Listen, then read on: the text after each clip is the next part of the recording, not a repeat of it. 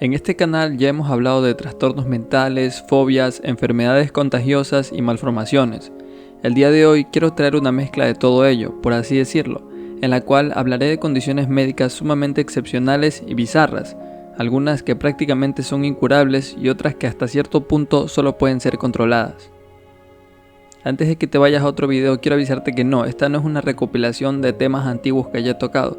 O sea, si bien hay uno que otro tema suelto de los que ya he hablado, la mayoría son condiciones nuevas y mucho más interesantes, y créeme, había bastante de dónde escoger. Antes de pasar con el iceberg, quiero dejar claro que no tengo conocimientos médicos ni nada por el estilo, así que pido disculpas de antemano si me equivoco en algún dato específico. Yo la verdad con este tipo de temas lo que trato es de dar a conocer cosas que padecen personas alrededor del mundo y quizás uno desde la comodidad de su casa no se entera, y a la vez hacer de tu día aburrido un poco más interesante. Ahora sí, aclarado eso, pasemos con el iceberg.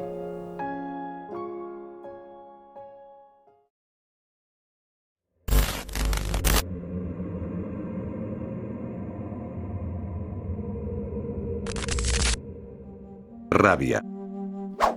La rabia es una enfermedad infecciosa que se presenta en animales infectados por un lisavirus, los cuales pertenecen a la familia de los Rhabdoviridae.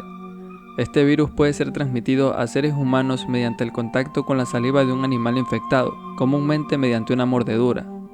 A partir de la herida, el virus recorre hasta el cerebro, provocando la inflamación del mismo, dando pie así a lo que se conoce como encefalitis. Mayormente es una enfermedad presente en animales salvajes como el zorrillo, mapaches, lobos y murciélagos, pero también puede verse presente en animales de compañía como lo son los gatos y los perros. Una característica distintiva en un animal que presenta rabia es la salivación excesiva, saliva que también actúa como un cultivo de este virus. En algunas zonas de los Estados Unidos los casos de rabia son atribuidos a ataques de mapaches y murciélagos. Sin embargo, a nivel global son los perros quienes lideran la responsabilidad en la transmisión de rabia hacia los seres humanos, generalmente a través de mordeduras y arañazos. Si sufres un ataque por parte de un perro o gato callejero del cual no posees información sobre su esquema de vacunación contra la rabia, lo mejor es acudir rápidamente con un médico e informar la situación. Estos realizarán una prueba llamada inmunofluorescencia para detectar la rabia tanto en el animal, si es que logran atraparlo, como en la persona herida por este último. Se estima que el tiempo promedio de incubación, es decir, de cuando los síntomas se hacen presentes, varían entre 3 a 12 semanas. El más común y del cual estoy seguro todos hemos escuchado o presenciado alguna vez es el miedo al agua o la hidrofobia. Las personas con rabia desarrollan un miedo tan irracional a este líquido vital que su sola presencia los aterra, pero eso no es todo, ya que también presentan otros síntomas, como babeo, dolores de cabeza, convulsiones, náuseas, vómitos, espasmos musculares, entumecimiento y alucinaciones. Lo mejor que se puede hacer en el caso de sufrir un ataque por parte de un animal con rabia o del cual se sospecha tiene rabia es limpiar bien la herida con agua y jabón y acudir de inmediato al médico, y en el caso de detectar el virus de la rabia, aplicarse las vacunas necesarias para impedir el avance de esta. Esto debes tenerlo siempre presente, pues una vez que los síntomas se presentan no hay marcha atrás, el desenlace siempre es el mismo, y si bien hay casos contados con los dedos de la mano de personas que han sobrevivido, el pronóstico más realista es irte a la otra vida. Por suerte existen varias formas de prevenir este devastador virus, y la primera y más recomendada es vacunar a tus mascotas en el veterinario. Yo entiendo que muchas veces la situación económica o el tiempo no nos da, pero es nuestra responsabilidad de hacerlo. Otra recomendación es no acercarse demasiado a animales desconocidos, y sí, yo sé que los animales callejeros suelen ser bonitos y nos dan pena, pero asimismo también no hay que olvidar que se han criado en la calle, y por lógica estos estarán más a la defensiva. Siameses. Los siameses son gemelos que nacen físicamente conectados debido a una división incompleta del embrión en las primeras etapas del desarrollo. Esta condición puede presentarse en diferentes formas según la parte del cuerpo donde estén unidos. Los que están unidos por el pecho son llamados gemelos toracópagos y suelen compartir el mismo corazón, hígado e intestino delgado. Se cree que esta es la forma más común de gemelos siameses, pero no la única. Los gemelos onfalópagos son aquellos que están unidos por el abdomen y por lo general comparten el hígado y el tracto gastrointestinal, sin embargo suelen tener cada uno su propio corazón. Los pigópagos son los que están unidos espalda con espalda, generalmente en la parte baja de la columna y los glúteos. Los raquípagos son aquellos que están unidos espalda con espalda, pero a diferencia de los pigópagos, la fusión de estos se da a lo largo de la columna vertebral. Esta suele ser la forma de siamés más rara de todas, puesto que solo ocurre en el 2% de los casos. Los isquiópagos están fusionados en la pelvis, ya sea frente a frente o costado con costado. Pueden compartir el tracto gastrointestinal inferior, el hígado, los genitales y las vías urinarias. Asimismo, pueden compartir 2 o 3 piernas. Los parápagos son aquellos unidos por el torso, poseen cabezas separadas y pueden tener 2, 3 o 4 brazos, así como 2 o 3 piernas. Los craniópagos, como su nombre lo sugiere, son aquellos unidos ya sea por la parte posterior, superior o lateral del cráneo, pero nunca cara a cara. Generalmente tienen cerebros separados, pero existen casos en los que ambos comparten algo de tejido cerebral. Por último están aquellos fusionados cara con cara y la parte superior del torso. A estos se les llama cefalópagos y se caracterizan por compartir el cerebro. Dicho sea de paso, son los siameses que rara vez sobreviven. Como te darás cuenta, es una condición mucho más compleja de lo que parece, o al menos en mi caso siempre tuve la idea de que los siameses eran 2 gemelos fusionados y ya, y nunca tuve en cuenta las diferencias de uno y otro. El embarazo de gemelos siameses es complejo y por lo general se requiere de cesárea. También existe la posibilidad de que uno o ambos nazcan sin vida o que fallezcan poco después del nacimiento.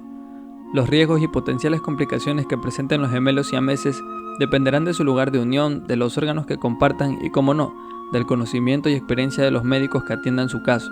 Si la situación la amerita, estos pueden ser sometidos a una cirugía de separación. Sin embargo, hay factores a tener en cuenta para dar pie a este proceso, pues como expliqué al principio, no todos los gemelos siameses están fusionados de la misma manera. Entre esos factores está el ver si no comparten órganos vitales como el corazón y si están lo suficientemente sanos como para soportar la cirugía. Obviamente, antes de proceder con la cirugía existe un plazo de entre 6 a 12 meses luego del nacimiento para que los médicos evalúen la probabilidad de éxito de la cirugía, además de todo el apoyo que vendrá luego de la operación, como lo son las terapias físicas, ocupacionales y del habla. En ciertos casos se recomienda que estos permanezcan unidos y se les brinde atención y tratamiento especializado según sus necesidades médicas únicas. Piebaldismo.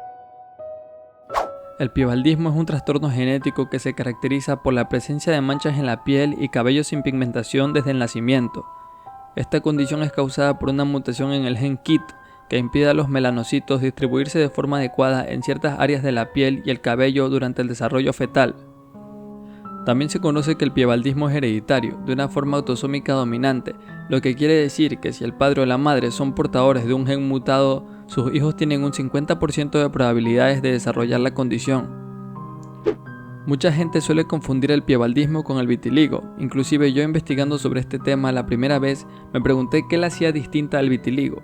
Y pues resulta que a diferencia de este último, el piebaldismo se hace presente desde el nacimiento y las manchas aparecen de forma simétrica en ambas partes del cuerpo, pero sobre todo se caracteriza por la presencia de un mechón blanco en la mitad del cuero cabelludo. Mientras tanto, la despigmentación del vitiligo es progresiva y se desarrolla más tarde en la vida del individuo. A su vez, la pérdida de pigmento se da en distintas áreas del cuerpo y no en zonas iguales como lo hace el piebaldismo. Esta condición no tiene cura, pero tampoco pone en riesgo la vida de quien la padece. Además, sus efectos pueden tratarse de una forma relativamente segura, con el uso de tintes para cabello y cosméticos como el maquillaje. Sin embargo, debe hacerse uso de protector solar y ropa protectora para proteger las áreas de la piel sin pigmentación, puesto que estas son susceptibles a quemaduras solares. Enanismo. El enanismo es una condición que estoy seguro todos conocemos, pues alguna vez hemos de haber visto una persona en la calle, escuela o supermercado con esta, y ya si nos vamos a ámbitos como el cine y la TV, existen múltiples personajes interpretados por personas con esta condición. Cuando una persona es anormalmente baja y en su adultez mide menos de 1,45 m, posiblemente estemos hablando de un caso de enanismo. Esta anomalía puede ser causada por más de 300 condiciones distintas, así es, no escuchaste mal, 300. Pero las más comunes son las siguientes. Acondroplasia. Esta es la causa más común de enanismo y se debe a una mutación en el gen FGFR3. Quienes poseen acondroplasia ostentan brazos y piernas cortas, pero el torso es de tamaño promedio. Enanismo hipofisario. Este es provocado por una deficiencia en la hormona del crecimiento, la cual es producida por la glándula pituitaria. Displasia esquelética. Estos son un grupo de trastornos hereditarios que afectan el crecimiento óseo y el desarrollo del esqueleto. Síndrome de Turner. Por último está el síndrome de Turner, que es una condición genética la cual afecta solo a las mujeres, causando baja estatura y otras características físicas y de desarrollo. Quienes padecen enanismo pueden someterse a distintos tratamientos que incluyen terapias con hormona de crecimiento y en algunos casos cirugías para corregir deformidades óseas. Pero dejando de lado el aspecto médico, las personas con enanismo enfrentan otros desafíos en su vida, que personalmente considero los más duros de sobrellevar, como lo son las barreras físicas y los estigmas sociales, razón por la que deben recibir un apoyo pleno y adecuado para que puedan disfrutar de una vida plena y activa. Esquizofrenia. La esquizofrenia es un trastorno mental crónico y severo que se caracteriza por una distorsión en el pensamiento, las percepciones, emociones y comportamiento del individuo que la presenta. Este trastorno es bastante complejo y sus síntomas se agrupan en distintas categorías que abarcan los síntomas positivos, negativos y cognitivos. Suena raro oír síntomas positivos, ¿verdad? Es como que te deja pensando cómo puede haber algo positivo en una enfermedad mental tan aterradora. Pues según pude leer, se les dice positivos porque son cosas nuevas para la personalidad de la persona y el cómo ésta experimenta su vida.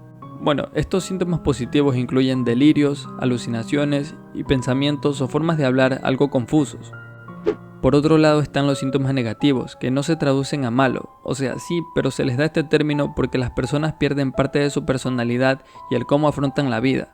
Entre esos síntomas negativos se hallan la apatía, la falta de motivación, la ausencia de emociones y el retiro social. En cuanto a los síntomas cognitivos, son aquellos que afectan la memoria y otros aspectos del pensamiento, como por ejemplo dificultad para prestar atención, problemas para recordar tareas cotidianas y la toma de decisiones.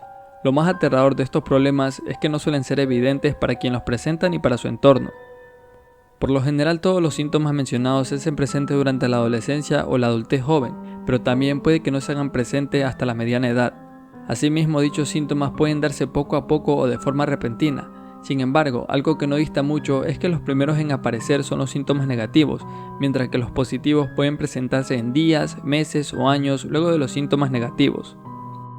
Ahora, pasando a las causas de la esquizofrenia, realmente no se conoce una causa específica, pero se cree que es resultado de una combinación de factores genéticos, químicos y ambientales. La genética se toma en cuenta sobre todo si se tiene un familiar de primer grado con esquizofrenia. Esto podría aumentar la probabilidad de que un familiar desarrolle esquizofrenia, pero de ninguna manera existe un gen que por sí mismo genere el trastorno. En pocas palabras, que un familiar tenga esquizofrenia no quiere decir que otro de la familia sí o sí la vaya a desarrollar. A nivel químico se han identificado desequilibrios en los neurotransmisores, especialmente la dopamina y el glutamato. El desequilibrio de estos químicos afecta la forma en la que el cerebro de un individuo reacciona a ciertos estímulos. He ahí el por qué alguien con esquizofrenia puede llegar a sentirse abrumado o confundido. Además, factores como complicaciones en el parto, infecciones prenatales y estrés durante la vida temprana pueden contribuir al desarrollo del trastorno. Esta condición no tiene cura y requiere tratamientos de por vida para controlarla. Por ejemplo, los medicamentos antipsicóticos son la base del tratamiento y ayudan a controlar los síntomas positivos que mencioné al principio. Asimismo, las terapias psicosociales, que incluyen terapia cognitivo-conductual, rehabilitaciones psicosociales y programas de apoyo familiar, son esenciales para mejorar los síntomas en la persona. Sin embargo, en casos más severos donde el paciente entra en crisis o sus síntomas sean graves, es necesario que sea hospitalizado para garantizar su seguridad y sus necesidades básicas. Realmente es una enfermedad muy compleja con la que vivir, ya no solo para la persona que lo padece, sino también para sus familiares y amigos, pero por eso es necesario educarse sobre ella y apoyar a quien la padece, porque lo peor que le podría pasar es tener que afrontar algo tan duro sin nadie a su lado.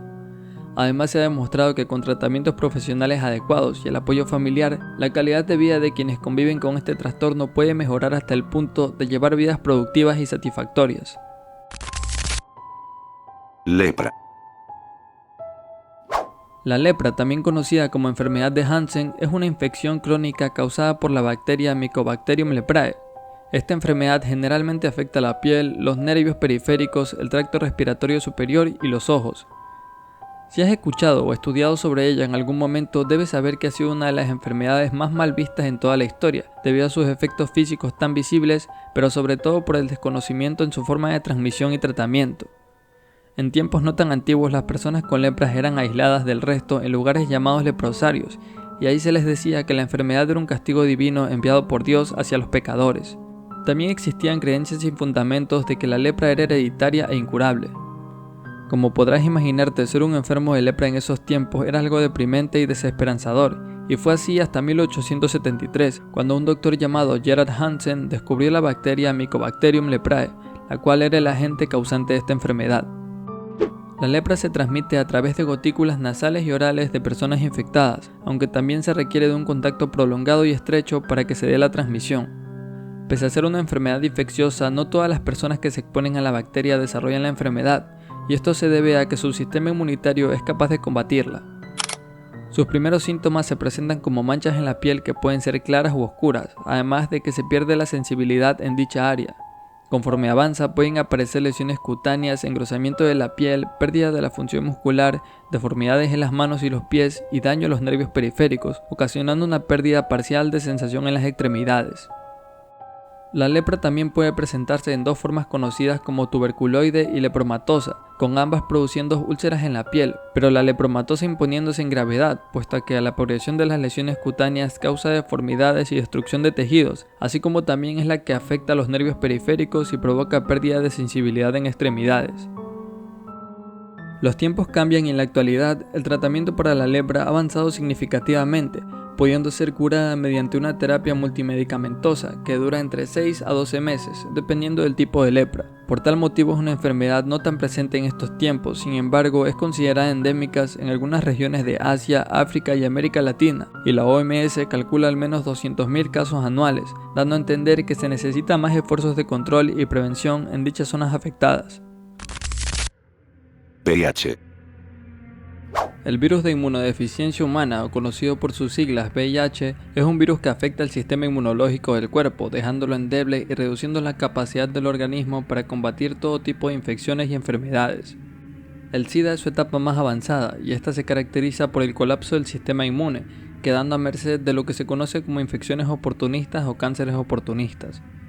Esta enfermedad se transmite a través de los fluidos corporales, dígase sangre, semen, líquido preseminal, secreciones rectales o vaginales y leche materna. Las relaciones carnales sin protección de todo tipo son la causa más común en la que se disemina. La otra suele ser el compartir jeringas con otros individuos, y esto se da mayormente entre personas del bajo mundo que hacen uso de sustancias ilícitas, aunque también se han presentado casos aislados en los que negligencias médicas sanitarias han ocasionado el contagio de individuos con el virus del VIH. Algo peligroso de esta enfermedad es que sus síntomas no son notables al principio, y si los llega a ver suelen ser confundidos con enfermedades leves, tales como la gripe o una simple infección alimentaria. Se estima que el VIH tarda entre 8 a 10 años para comenzar a causar estragos. Sin embargo, durante todos esos años, el virus continúa esparciéndose y multiplicándose en el torrente sanguíneo, destruyendo células inmunológicas para así dar paso a síntomas más recurrentes, graves y conocidos, como la fiebre, diarrea crónica, importante pérdida de peso, herpes y neumonía. Otra batalla que libran las personas con VIH se ve relacionada al ámbito social, donde soportan un doloroso rechazo, pues muchas personas los evitan e intentan mantenerse lo más alejado de ellos, porque piensan que puede transmitirles la enfermedad, cuando el contagio no funciona de esa forma, y solo exponen su ignorancia y falta de empatía. Vitiligo. El vitiligo es una afección cutánea caracterizada por la pérdida de pigmentos en áreas de la piel que se traduce en manchas blancas de diferentes formas y tamaños. Afecta a personas de todas las edades, razas y géneros, y estimaciones indican que al menos 1% de la población mundial la padece. Las causas exactas del vitiligo no se conocen en su totalidad, pero se cree que es una enfermedad autoinmune en la que el sistema inmunológico ataca y destruye los melanocitos, células responsables de la producción de melanina, o sea, la que se encarga de dar color a la piel. La genética también influye en la aparición de esta afección, ya que existe una pequeña probabilidad de heredar si se tiene al menos un familiar con esta enfermedad. Otros factores que pueden desencadenar vitiligo son el estrés, la exposición a sustancias químicas y daños cutáneos como quemaduras o traumatismos. Sus síntomas no son dolorosos, pero sí visibles, y el principal es la aparición de manchas blancas en la piel. Estas manchas pueden aparecer en varias zonas del cuerpo, pero son más comunes en las que se exponen al sol, como la cara, las manos, los brazos y la boca. En casos aislados se puede experimentar pérdida de color en el cuero cabelludo, pestañas, cejas y barba. No existe una cura para el vitiligo, sin embargo hay varios tratamientos, sobre todo para mejorar la apariencia de la piel afectada. Esto incluye cremas para pigmentar la piel y terapias con luz ultravioleta que pueden estimular la producción de melanina, pero en ciertos casos donde el vitiligo ya está muy extendido, algunos optan por despigmentar las áreas restantes de la piel y de esa forma uniformizar el tono. El vitiligo puede tener un impacto en la calidad de vida de quien lo padece, pero sobre todo en su salud mental, ya que suele hacerse presente en la adultez y esto toma por sorpresa a la persona. Las manchas visibles conducen a problemas de autoestima, ansiedad y depresión, claro, sin olvidar a los idiotas que se quedarán viendo raro o harán comentarios a escondidas.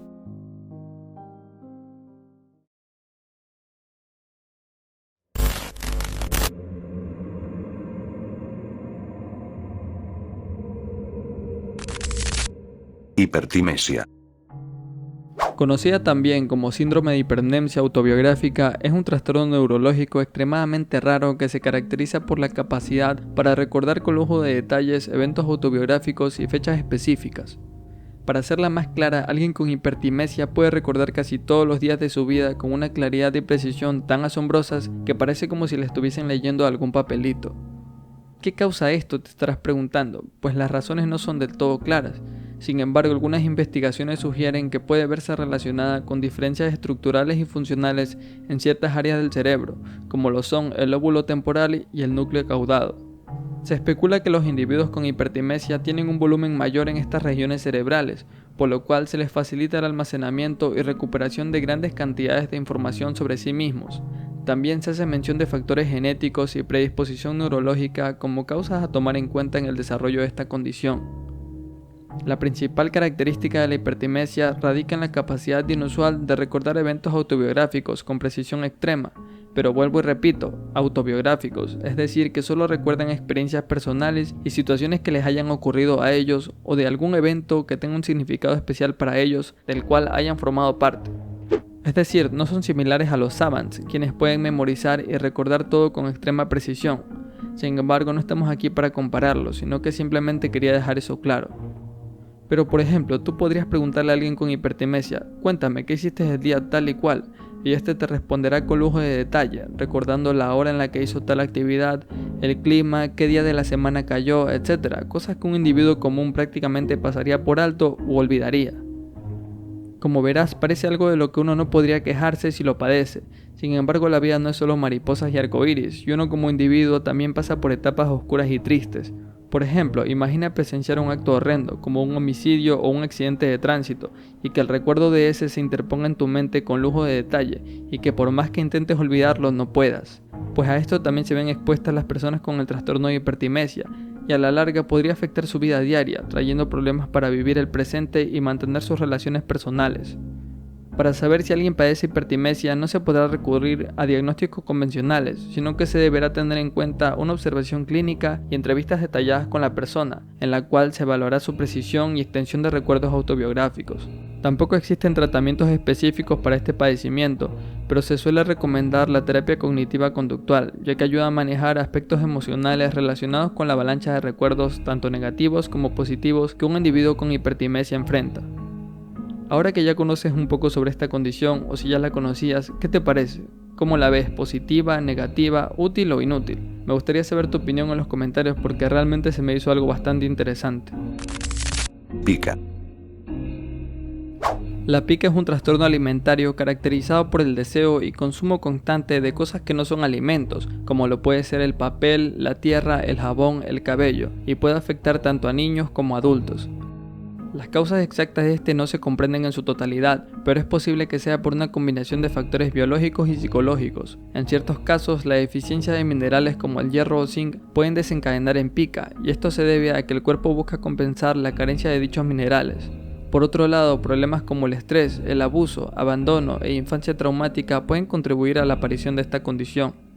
Yo recuerdo tener un primo al que le gustaba comer jabón, no sabía por qué lo hacía, solo sé que siempre que iba a su casa lo retaban por ello, pero recordándolo ahora, él también hacía lo mismo en la mía, y da la casualidad de que su infancia fue alejado de su padre y en su casa mi tía le pasaba gritando, insultando y golpeando, por lo que quizás eso es lo que él tenía, pica, pero bueno, yo no soy doctor y eso fue como hace 15 años más o menos. Para superarla es necesario que quien la padece se someta a terapias cognitivo-conductuales, que le ayudarán a abordar aspectos psicológicos que a su vez derivan en el desarrollo de comportamientos alimentarios más saludables. En los casos más severos se tomará un enfoque un poco más estricto, que incluye supervisión constante para prevenir que el individuo consuma sustancias dañinas, porque que se coman un pedazo de papel, bueno, es raro y perjudicial, pero no mortal. Ahora, imagina si llegasen a ingerir algo como vidrio, tornillos o heces fecales. Ahí la cosa escala a niveles en los que su vida podría correr peligro. Dermatografía. La dermatografía, también conocida como escritura en la piel, es una afección dermatológica en la que la piel de una persona se vuelve excesivamente sensible al roce o al contacto. Quienes la presentan notarán ronchas o abones en su piel, luego de haber hecho presión en ella, luego de haberse rascado e inclusive por un roce con la pared o con la ropa. Estas marcas suelen aparecer en minutos y llegan a durar hasta horas, pero son inofensivas e indoloras. Lo único a tomar en cuenta es quizás la picazón y el enrojecimiento de la zona, pero eso se quita con el pasar del día. Se cree que la dermatografía está relacionada con una liberación excesiva de histamina, la cual es una sustancia química que el cuerpo produce en respuesta a una lesión o alergia, y en el caso de la dermatografía, esta se libera en exceso al mínimo estímulo. Otros factores a considerar en los casos de dermatografía son el estrés, infecciones, alergias a medicamentos y piel seca. Aunque como dije antes, esta condición no es grave, sí puede influir en la calidad de vida de una persona, pues nadie quiere estarse rascando a cada rato, así como tener que escuchar comentarios de otros que ven tu piel toda roja o con ronchas. Por suerte es una condición que puede ser manejada mediante histamínicos orales que ayudan a reducir la liberación de la sustancia a la que hacen alusión y aliviar los síntomas de picazón y enrojecimiento. Además, la dermatografía puede desaparecer por sí sola con el paso del tiempo, pero esto varía de un individuo a otro, por lo que seguir tratamientos es lo más aconsejable. Trypanosomiasis africana. Conocida también como enfermedad del sueño africana, es una afección parasitaria transmitida por la picadura de moscas tsetse infectadas. Se conoce dos variantes de esta enfermedad, causada por dos subespecies del parásito Trypanosoma brucei. El primero es Trypanosoma brucei gambiense y el otro es Trypanosoma brucei rhodesiense. El gambiense es responsable de la enfermedad en su forma más crónica y se encuentra en África Central y Occidental, mientras que la rhodesiense causa la forma aguda y se halla en África Oriental y Meridional. La tripanosomiasis presenta dos fases, por así decirlo. En la primera fase, conocida como hemolinfática, se presentan síntomas como fiebres, dolores de cabeza, dolor articular, picazón e inflamación de los ganglios linfáticos en la parte posterior del cuello. Si esta fase no es tratada, la enfermedad progresa y se da pie a la llamada fase neurológica, en la cual el parásito atraviesa la barrera hematoencefálica e infecta el sistema nervioso central. Los síntomas de esta fase incluyen confusión, cambios de personalidad, alteraciones sensoriales, deficiencia de coordinación y trastornos del sueño, trastornos que dan el nombre por el que se la conoce. Al principio mencioné que era transmitida por la picadura de moscas tsetse infectadas, pero olvidé mencionar que también se puede contraer de madre a hijo durante el embarazo, por transfusión de sangre infectada y en minúsculas ocasiones por contacto sexual. Para tratarla existen diferentes tratamientos que dependen del estado en el que se halla la enfermedad, así como la condición de la persona portadora del virus. Su prevención consiste en evitar las áreas endémicas de África y protegerse de las moscas tsetse, ya sea con ropas gruesas y largas que cubran completamente los brazos y las piernas, así como con el uso de insecticidas o trampas para las moscas. La OMS estima que al menos en 36 países de África subsahariana, la tripanosomiasis africana es endémica. Sin embargo, también mencionan que los casos han disminuido significativamente en los últimos años debido a los esfuerzos de control y tratamiento, pero de todas formas sigue siendo una amenaza de salud pública a tener en consideración en las áreas endémicas. Embarazo molar. El embarazo molar, en ocasiones llamado mola hidatiforme, es una complicación rara que surge durante el embarazo y consiste en el crecimiento excesivo del tejido trofoblástico, tejido que dará forma a la futura placenta. Según estimaciones, esta condición se presenta en 1 de cada 1500 embarazos y la mayor parte de estos se resuelven de manera espontánea, sin la necesidad de provocar el aborto. La mola hidatiforme se manifiesta en forma de sangrado fuera del periodo de regla y un incremento notable del tamaño del útero, que en ocasiones suele ir acompañado de dolor en la parte baja del vientre y expulsiones de vesículas en forma de uva por vía vaginal. Existen dos tipos de embarazos molares, conocidos como completo y parcial. El completo suele ser el más frecuente y en él se da forma a tejido placentario alterado dentro del útero, que posteriormente se hincha y forma quistes llenos de líquido. Su origen se da como consecuencia de la fecundación de un óvulo que no tiene material genético o es inactivo, por ello la carga genética es exclusivamente de origen paterno.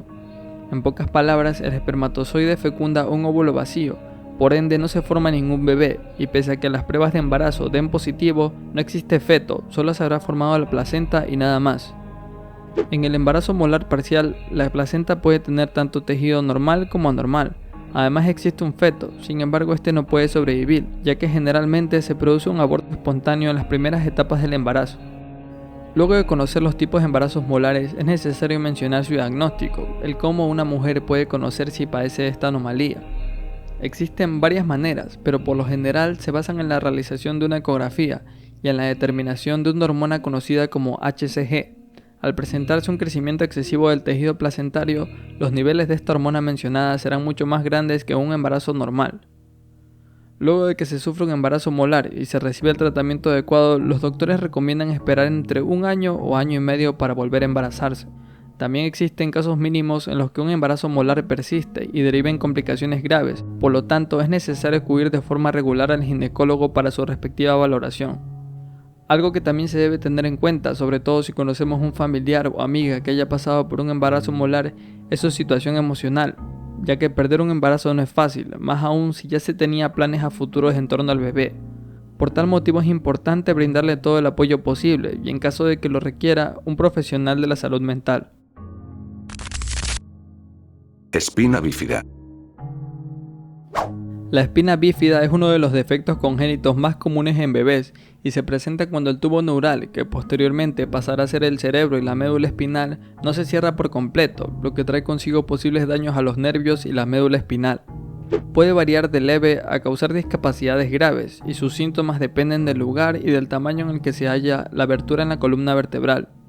Existen distintos tipos de espina bífida, conocidos como espina bífida oculta, mielomeningocele y meningocele, la cual es la menos común de todas.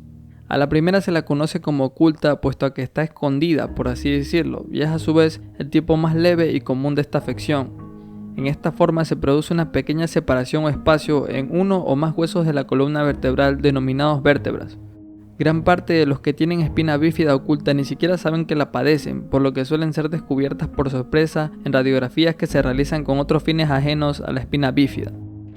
La mielomeningocele, conocida también como espina bífida abierta, es la forma más grave y se llama así porque el canal espinal se encuentra abierto a lo largo de varias vértebras en la parte baja o media de la espalda.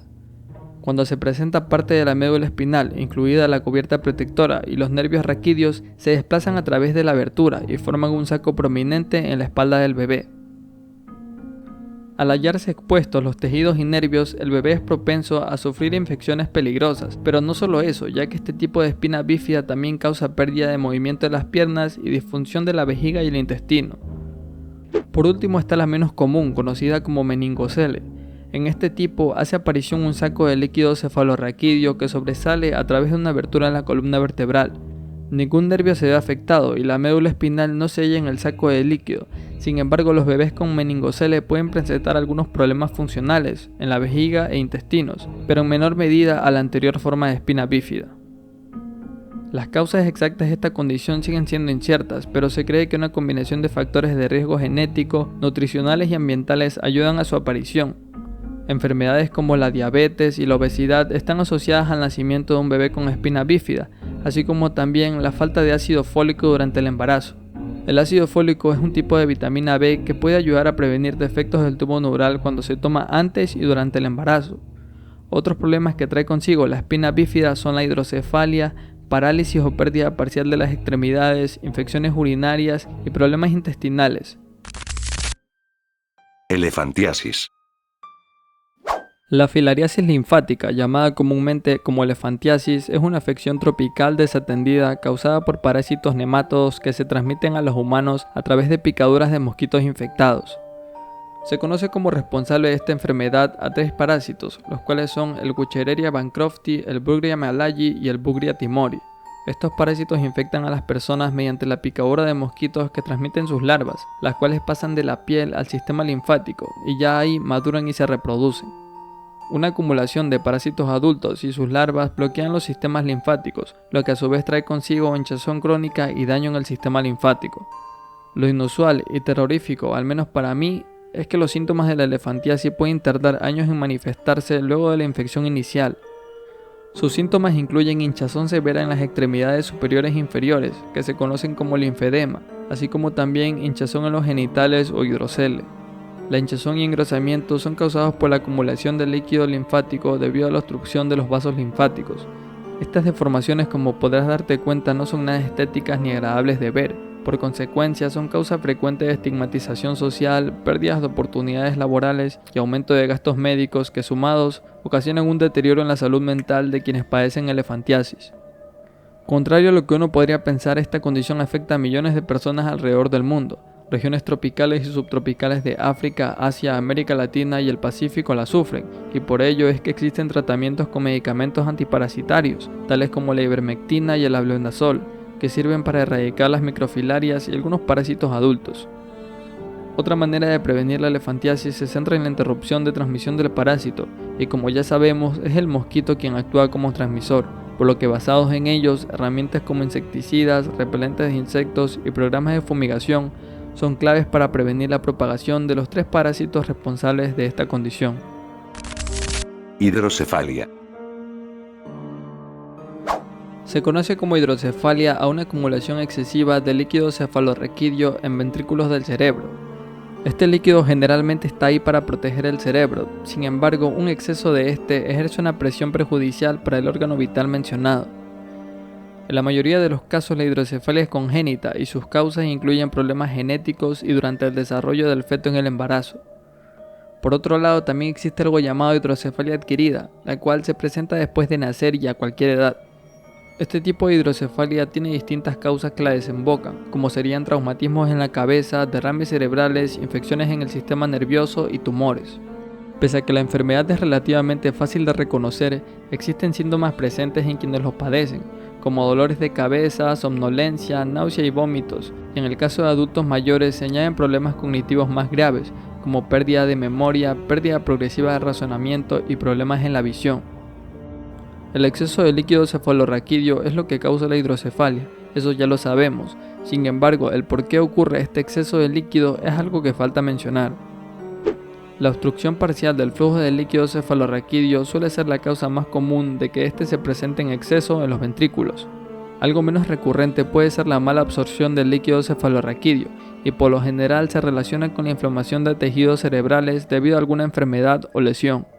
Algo mucho más inusual es cuando se produce por una producción excesiva y ocurre cuando el líquido cefalorraquídeo se produce de forma mucho más rápida a la que éste es absorbido. La hidrocefalia puede causar daños permanentes en el cerebro y provoca problemas tanto en el desarrollo físico como mental, y si no es tratada, hasta provoca el fallecimiento. Este mensaje no es para todos, pero sí para algunos cuantos que seguro verán este video. Piensen bien antes de mofarse o hacer bromas sobre la apariencia de alguien con esta condición, ya que no saben lo jodido que es lidiar con ello, como para encima tener que ver cómo gente ignorante y indolente hace bromas y comentarios de mal gusto. Progeria.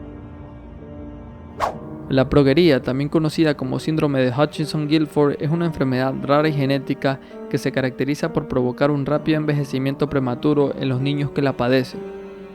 Esta enfermedad es causada por una mutación genética espontánea en el gen LMNA, el cual es responsable de producir una proteína llamada laminina A. Esto causa una mutación que afecta la estructura de la laminina A, lo que a su vez altera la estructura y función de la membrana nuclear de las células. La progeria se caracteriza por diferentes síntomas que abarcan el envejecimiento prematuro, retraso en el crecimiento, afecciones cardíacas, alopecia, problemas óseos y problemas dentales. El pronóstico para esta condición es generalmente desalentador, ya que los menores que nacen con esta enfermedad suelen tener una esperanza de vida que no les permite llegar a la adultez, y esto se debe a que la progeria conduce a una mayor susceptibilidad a las enfermedades cardiovasculares, que a menudo son las causas principales de fallecimiento en personas que la padecen. A pesar de las arduas investigaciones y los esfuerzos médicos para mejorar la calidad de vida de los niños con progeria, esta aún no posee una cura como tal, y su tratamiento se centra en el manejo de los síntomas y la prevención de complicaciones médicas.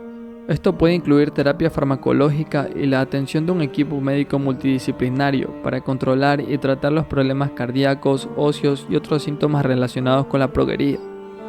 Sin embargo, es importante destacar que, aunque la progeria es una enfermedad devastadora que tarde o temprano terminará con la vida de quienes lo padecen, los niños que la padecen suelen tener una inteligencia y personalidades normales y pueden llevar vidas plenas y significativas, a pesar de las limitaciones físicas causadas por la condición.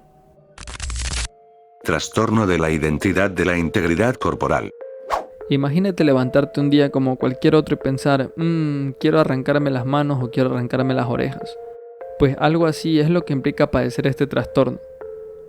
El trastorno de identidad de la integridad corporal se trata de un desorden psiquiátrico que causa en un individuo un deseo imperioso por deshacerse de una o varias extremidades de su cuerpo, independientemente de que éstas sean funcionales. En algún tiempo se solía referir a este trastorno como apotemnofilia. Sin embargo, se dejó de lado puesto que el trastorno de identidad de la integridad corporal no incluye ninguna motivación de índole sexual por la que la persona desea amputar alguna zona de su cuerpo. Suena sumamente raro, ¿verdad? ¿Por qué alguien sano querría quedarse sin una pierna o un brazo? ¿Con qué finalidad?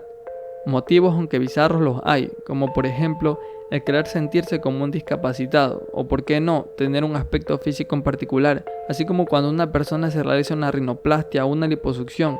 Quizás ellos ven como una apariencia ideal el no llevar consigo alguna de sus extremidades. Sin embargo, el motivo más común por el que un individuo con este trastorno desea hacerlo ya mencionado se debe a que experimentan la sensación de que ciertas partes de su cuerpo son ajenos a ellos, por lo tanto esto les provoca un gran malestar. Un ejemplo burdo de cómo las personas con esta condición se sienten puede ser como si a uno lo obligasen a llevar varias mochilas que pesan 50 kilogramos durante todo el día sin poder soltarlas. ¿Verdad que suena razonable? Pues al menos yo pensaría, ¿por qué tengo que llevar todas estas mochilas pesadas que ni siquiera son mías y además me estorban? Se estima que este desorden se manifiesta a una temprana edad. Por ejemplo, en niños se cree que estos imaginan escenarios en los que una parte de sus cuerpos desaparecen o les hace falta. Quienes padecen de este trastorno suelen sentirse solos e incomprendidos ante sus necesidades, puesto que son conscientes de que el resto de personas comunes son incapaces de comprenderlos, por lo que pueden llegar al punto de autoexcluirse socialmente. Hasta la fecha existen varias teorías de cómo se origina esta condición.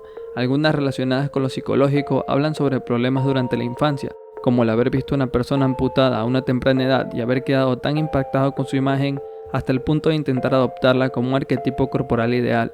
Otra teoría plantea de que ante la falta de atención o cariño, un niño podría pensar que quizás si le hace falta a uno de sus miembros, este podría tener la atención que tanto necesita o anhela.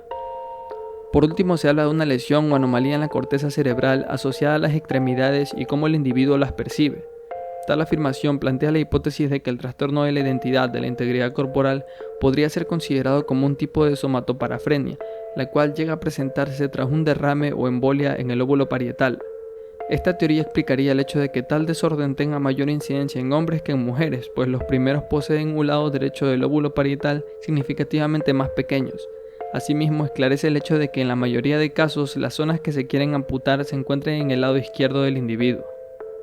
Existen varias formas de tratar esta condición mental, desde terapias cognitivas conductuales hasta prácticas de exposición con prevención de respuesta. Cual sea el tratamiento escogido por el individuo y sus familiares, el objetivo primordial siempre será hacer que las personas con trastorno de identidad de la integridad corporal acepten sus cuerpos tal y como son, dejando de lado ese deseo o necesidad de someterse a amputaciones innecesarias e ilógicas. Urticaria colinérgica.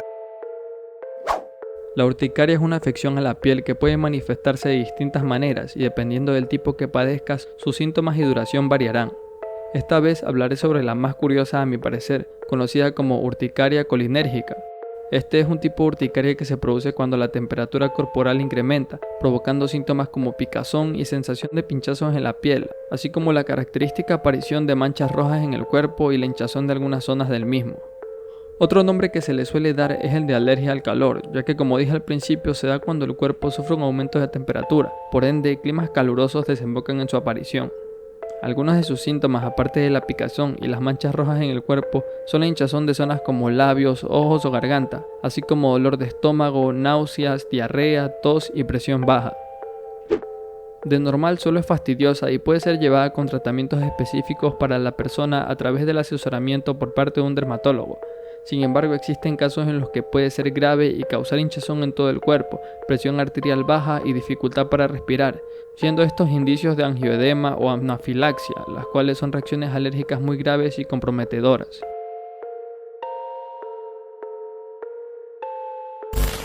Bueno, me he dado cuenta que los vídeos tan largos son espanta audiencia, por eso decidí dividirlo en dos partes ya que, si no duraría 2 horas XD. Este video debía salir antes, pero el editor me troleó y el proyecto se malogró, por consecuencia todo el proyecto, que por cierto ya llegaba a la hora con 10 minutos, se perdió. Espero que hayan disfrutado de este video y nos vemos pronto con la parte 2.